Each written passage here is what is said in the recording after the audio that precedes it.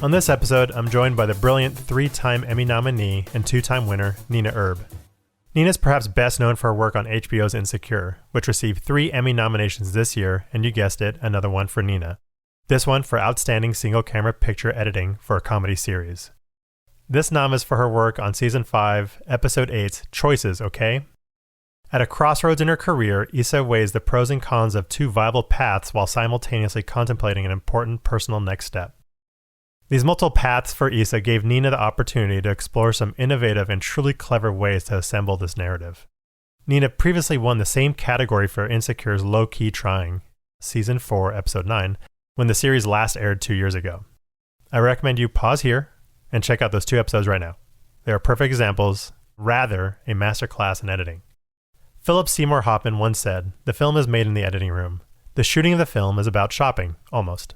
It's like going to get all the ingredients together, and you've got to make sure before you leave the store that you've got all the ingredients. Then you take those ingredients and you make a good cake or not." It's true. In almost all categories of storytelling, the thing we fall in love with the most, as a consumer, was usually masterfully chiseled and refined by the editor. Actually, this quote by Orson Welles sums it up better, I think. "The notion of directing a film is the invention of critics. The whole eloquence of cinema is achieved in the editing room." Before we jump into the conversation, I wanted to share one last thing. As Nena so eloquently spoke in her 2020 Emmy acceptance speech, none of us are going to remember who won this award a week from now. But being an immigrant and a woman of color, I'll always remember that Issa Rae made sure I had a seat at the table.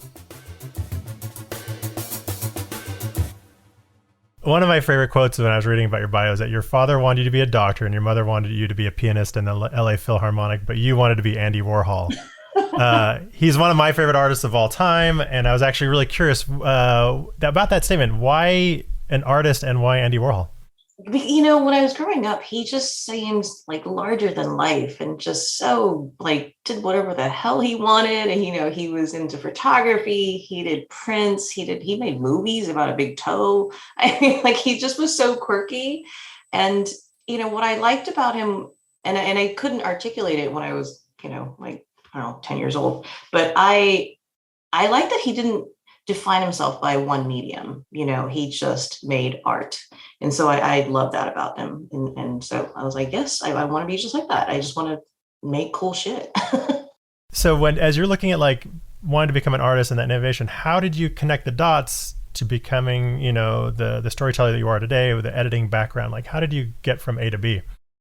It was actually, I guess, by accident. I went to art school, I have an art degree. And after you graduate with an art degree, what do you do, right? You try to sell some paintings, you get commissions, but, it just wasn't sustainable. So a friend of mine was like, hey, come work with me in the art department. And I was like, okay, it's kind of close, right? But then I bounced around and realized that, being in the art department, it was incredible. I mean, these production designers and set decorators are just so talented, but it was more similar to architecture rather than, like creating like a piece of art.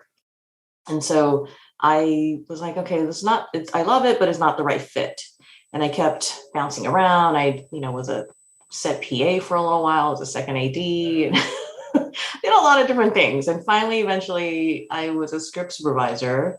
And, everybody was like, well, what do you want to do next? Do you want to be an editor? Do you want to be a director? I was like, well, I know I don't want to be a director, but I don't know what this editing thing is, but it sounds really depressing. Like you're just in a dark room by yourself. I don't know. So I kind of brushed it off. And, fast forward a few years later, I was working at the Oxygen Network before they launched. And, it was a very lean crew because they were just trying to get this whole entire new network started. And so everybody wore a lot of hats. And one of my other hats, in addition to being a script supervisor, was associate producer.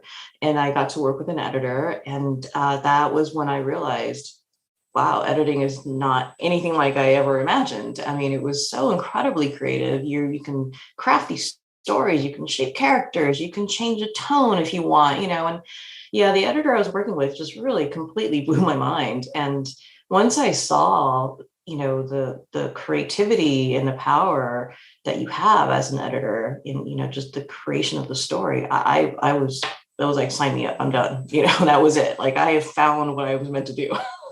Your career is interesting. You've done scripted and you've done unscripted. Do you have a preferred bucket, or do you like playing in both? Oh, I am lucky that I can play in both, but I think I much preferred being in the scripted genre. It seems very collaborative, and I assume that from your time on Insecure, like working there, like, can you tell me a little bit about how that project came, how that came to you, and what your initial thoughts were when it did, and what the collaboration process was like? Oh, absolutely. Yeah. Yeah. I was working on Being Mary Jane at the time. And I remember getting a call saying, "Hey, are you available?" This is, and we have to go backwards a little bit. The executive that called me about Insecure initially, I met on another show that I worked on for BET. And I remember thinking, well, yeah, I love Insecure. I would love to work on it. It's a great show, but I couldn't because I had just inked a deal to work on Crazy Ex-Girlfriend. Oh, I wow. couldn't do it. So I was like, okay, well, hopefully you'll have a season 3 and hopefully you'll remember me and call me back. And then I kind of went on to the other show and I never forgot about it. Of course, I was always hoping that there would be another seat open. To my incredible luck, there was. Season 3 came around. They called to see if I was available again. And I was like, yes, absolutely. They're like, do you want to drive to Manhattan Beach? I'm like, I don't care if you want me to drive to San Francisco. I'm doing the show.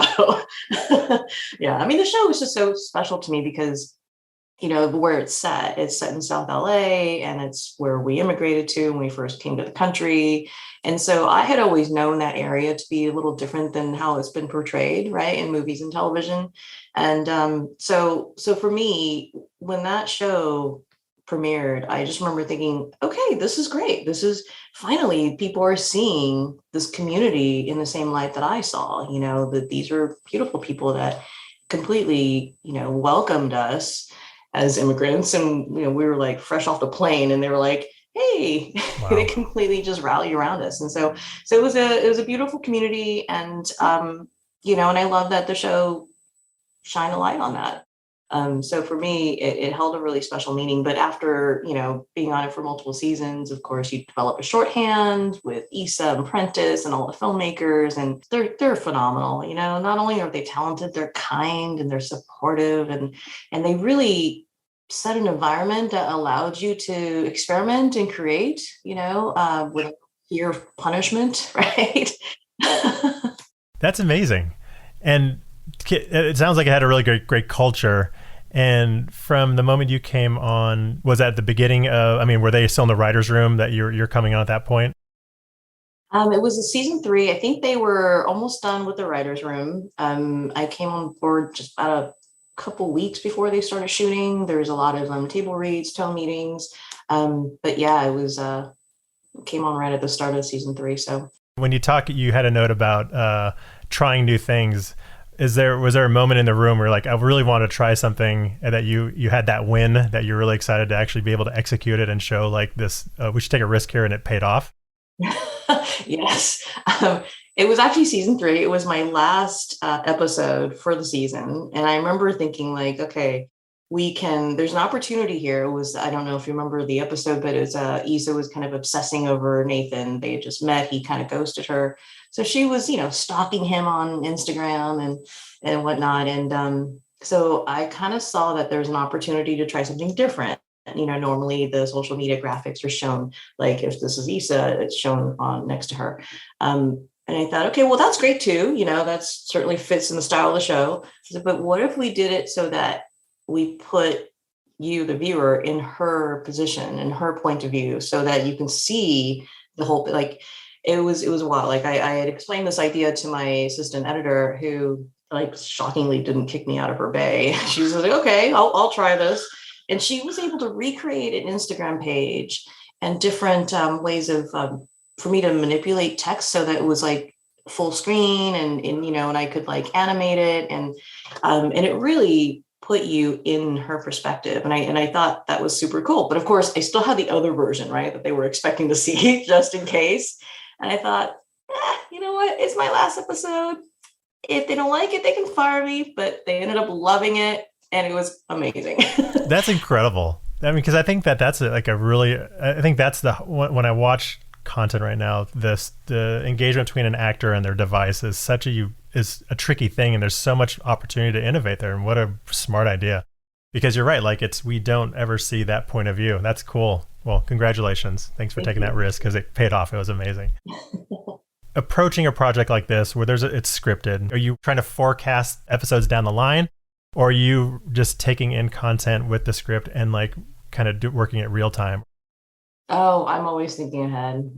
You have to, because sometimes that would inform, like what happens maybe 3 episodes down the line might inform, a particular performance that may not be obvious, for you to choose. So yeah, I read every single script, and I will, yeah, I always like to know, like, where is she going? What's her journey? Like if I chose this take, what does that mean? It's like, oh, okay, well, then it does propel it forward, but it's not as interesting, not as layered as if I would take this other take. So yeah, I do a lot of reading. What do you find the most challenging part in what you do? I was thinking about this the other day because someone asked me, if I could change something about what I do, what would it be? I was like, I wish I could clone myself. Because there's so much amazing content that's being made right now. It's like I often find myself like, okay, I love this project, but I really want to work on that one too. And I think the nature of the job, you're there for so long, it's impossible to do two. So yeah, I think that would probably be the hardest part of my job. All the other aspects of editing, the problem solving, and putting a story together. I love all of it. And of course there's always challenges, but I think that's what makes the job interesting. Of all those things, what is your favorite part of editing?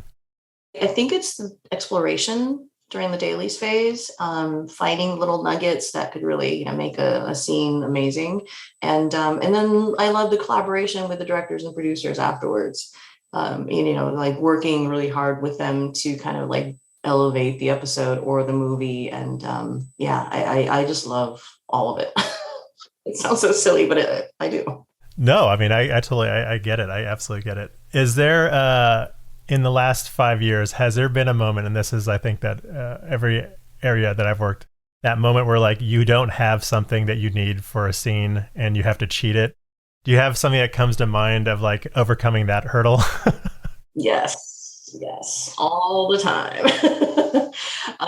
This is not an exact, not a direct example, but similar.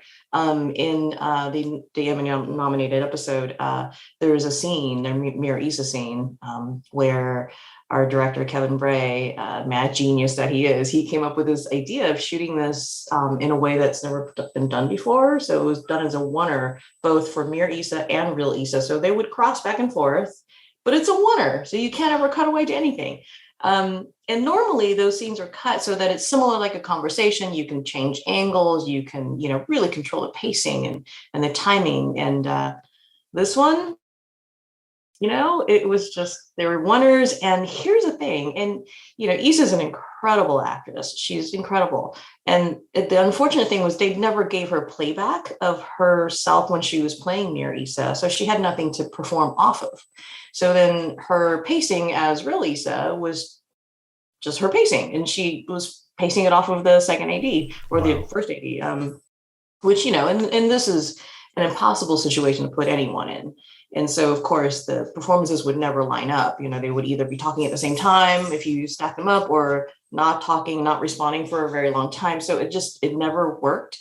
But I just kind of sat there and looked at it for a really long time and thought, okay, I'm going to try something crazy here. So I picked the take I wanted for both. Didn't matter if they matched up or not.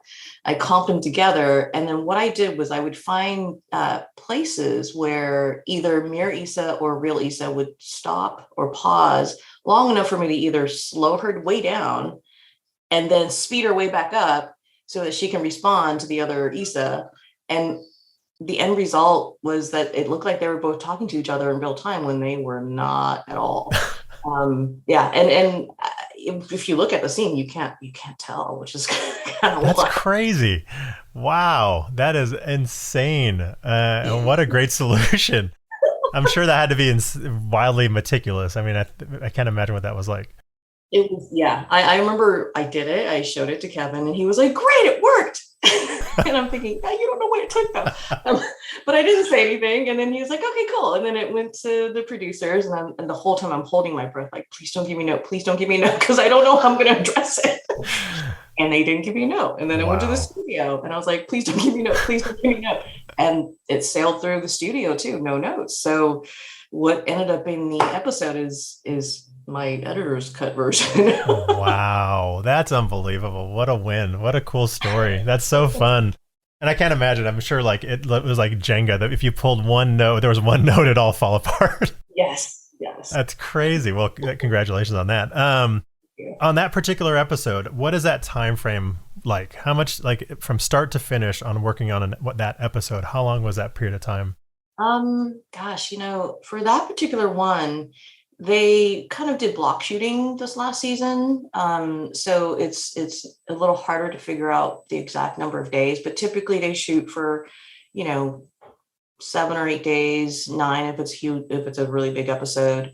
And as editors, we get 3 days after the last day of dailies to finish our editor's cut. And I usually take 2 of those days to really get the picture perfect. And then the third day to score everything because, as you know, music is a huge character in the show. So yeah, so it was done pretty quickly. Wow. How many episodes were you typically working had in your mind at the same time? All of them? All of them, yeah. That happened to be the last episode for me of the season, or the series actually. But usually, the first one is always great because you have all the time in the world. You just have one, and then the second one starts to get a little like, oh, great. So now I have to balance your notes on one episode, you're starting dailies on another, and then another one comes in. So you're in different phases of notes on 2 episodes now, and dailies on a third. So it just keeps, kind of snowballing. Yeah, I mean, sometimes you can have 4 episodes just all open, and you got to keep it straight. When you look at like that culture and what was successful about it, and you're looking at future projects, or if a director is listening or producer is listening, what is the best way to collaborate with the editing team, the editor? What do you think? Like, what advice would you have to that person as they're working and starting a project? Talk to the editor before you start shooting.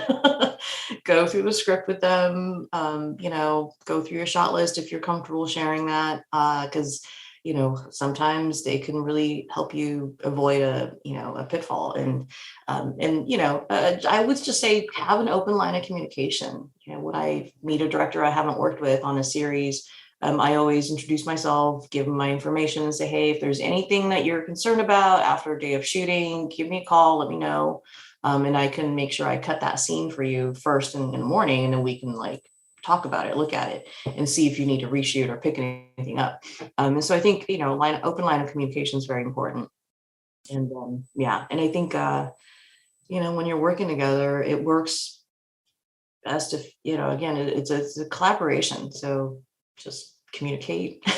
Yeah. And also I always recommend people bring like a book or a laptop, because sometimes it takes a minute for the editor to execute a note, and it might be kind of boring to watch them type away. Yeah, that's good Some advice. people are really fascinated by it, but others are just kind of like, okay, she's still pushing buttons, I don't know what she's doing. So it depends on the person, but typically I recommend they bring something to occupy themselves for the times that I am taking more than 2 minutes to finish a note. What stories are you most drawn to? And whether that's, if you're getting material, like what is it that attracts you to it? Oh gosh, I love projects that have a blend of comedy and drama, because I feel like that's a little more relatable. And really, I all I look for is a powerful story, and characters that just really grab me, and subject matter that speaks to me. And, because if I love the script, it really doesn't matter what genre it is, Yeah. or what studio it is, or, but yeah, ideally it's a great story that needs to be told. And, with great filmmakers. What makes a good reel? When you're looking at another editor's work, what do you see like, oh, they know what they're doing? Like, and I want to bring him in as my assistant. Like, what is it that you see in other people's work that you admire? I don't really look at reels very often. The ones that I've seen, I kind of look for rhythm, pacing, and like kind of what the story they're trying to tell. Sometimes editors will do these, what they call sizzle reels, and they're just like a fast, flashy montage. And that's great too. It's like, awesome. You can do a very cool looking snazzy piece. But I think editing ultimately comes down to storytelling. And so whether it's, storytelling through a flashy sizzle piece or storytelling by just say, here's a scene I've done that I'm really proud of. I mean, I think both of those are important, and both of those are going to kind of basically present you in a light that you want to be known for. So, but honestly, like I don't have a reel. A lot of my friends and colleagues don't have a reel. Yeah. Oftentimes because we're just too busy to do one.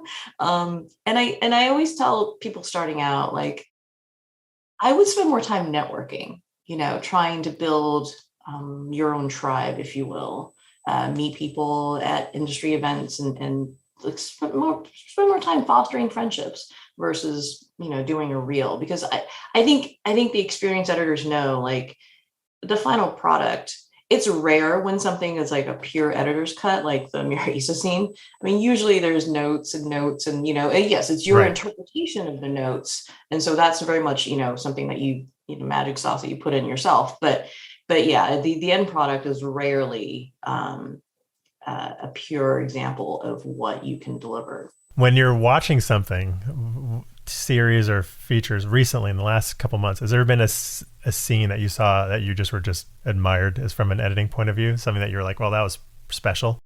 Oh my gosh, yes. I recently, and I'm a little late to the party, but I recently watched the movie Pig. Mhm. I don't know if you've seen it, but it's just so beautiful and heartbreaking. And I remember the dinner scene after, Nick Cage and Amir, I think is the character's name, the son. They cooked dinner for the father, who was like this like hard ass. And the taste of the food like brought them all back to the moment when they were all happy and when they ate at his restaurant. And it just, I mean, I don't know if that was meant to make me cry, but I just like completely broke down, because it was so simply done and so elegant, and it got the point across without a lot of crazy cutting. And I appreciate that. So that was amazing. I thought that was phenomenal. What advice would you give yourself going back to your first year in this industry? What advice would you tell yourself then? Oh gosh, if I knew immediately that I wanted to edit out of college, I would tell myself to look at the American Cinema Editors Internship Program. I did not know about this until I was like, I don't know, a long time in the industry. And I remember thinking, oh, that would have been great. Because they pair you up with, like the people that are at the top of their field, and you get to observe in a feature film room for a week, in a episodic room for a week, in a, a documentary or a reality room for a week. And then you get to go and tour different facilities for a week. So it Wow. really, I had no idea. yeah, right. It's an amazing education, and you get paid for it, and the connections you make during that time is priceless. And so I wish I would have known about that, but of course, even if I did, I don't think I would have understood, because I didn't know I wanted to be an editor back then. But if I did, if I was like, yes, I'm out of college, I want to be an editor, that's what I would do. And then I think the next advice would be like, save as much money as you can, keep your lifestyle modest, because then you can really wait for the right project and shape your career in the direction that you want it to go in, rather than like feeling like you have to take the first thing that's offered. Do you still paint? I paint walls in my house. That counts. Painting is, I mean, are you very meticulous about it, or do you take your time? They're very thorough. I do. Mm-hmm. Yeah. One day I will paint again, but yeah, right now, I think, yeah, the way I paint, I guess, is with images. The last question is, what is your comfort food? Like when you've had a tough day, you're exhausted, what's the meal that like allows you to like just like relax? Like it's like almost like a warm quilt. Like what is your comfort food? Gosh, well, my favorite are chicken wings. Mm. But I think comfort food, it's honestly, it's probably a big bowl of soup.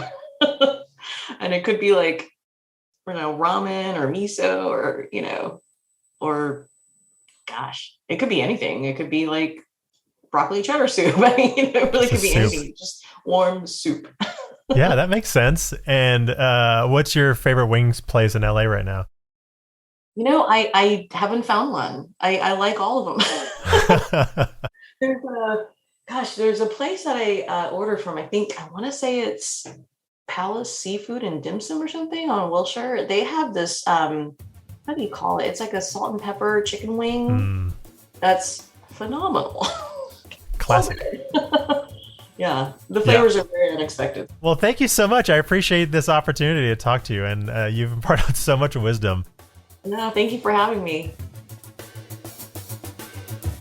As always, thank you for taking the time to listen to Smith Society.